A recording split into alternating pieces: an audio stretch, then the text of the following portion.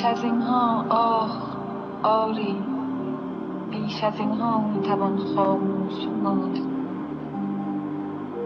میتوان ساعات طولانی با نگاهی چه نگاه مردگان ثابت خیره شد در دود یک سیگار، خیره شد در شکل یک فنجان،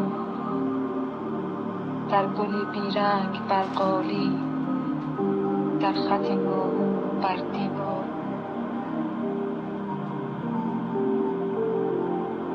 میتوان با پنجه های خشک پرده را یک سو کشید و دید در میان کوچه باران تند میبارد.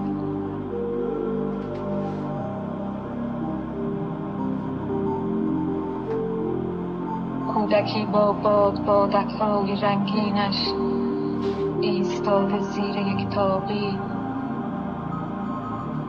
کاری فرسوده میدان خالی را با شتابی پر هیاهو ترک می‌گوید.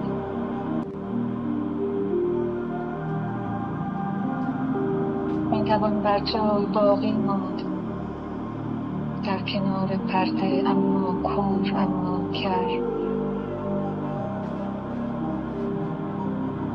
میتوان فریاد زد با صدایی سخت کاذب، سخت بیگانه، دوست می‌دارم.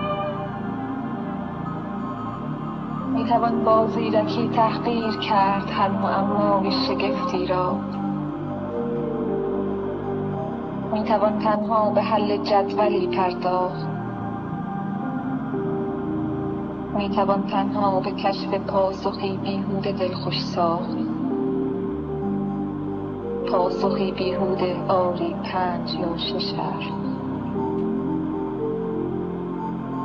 میتوان چون صفر در تفریق و جمع و ضرب حاصلی پیوسته یکسان داشت. میتوان چشم تو را در پیله قهرش دگمه بیرنگ کفش کهنه‌ای پنداشت. میتوان چون آب در گودال خود خشکی. میتوان زیبایی یک لحظه را با شرم مثل یک عکس سیاه موسک فوری در ته صندوق مخفی کرد. میتوان در قاب خالی مانده یک روز نقش یک محکوم یا مسلوب یا مغلوب را آویخت. میتوان با صورتک‌ها لختی دیوار را پوشاند.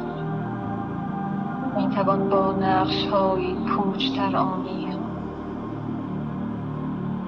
میتوان همچون عروسک‌های کوکی بود، با 2 چشم شیفه‌ای دنیای خود را دید. میتوان در جعبه‌ای ماهود با تنی انباشته از کاه سالها در لابلای تور و پولک خفت. میتوان با هر فشار هرزه دستی بی سبب فریاد کرد و گفت آه من بسیار خوشبختم.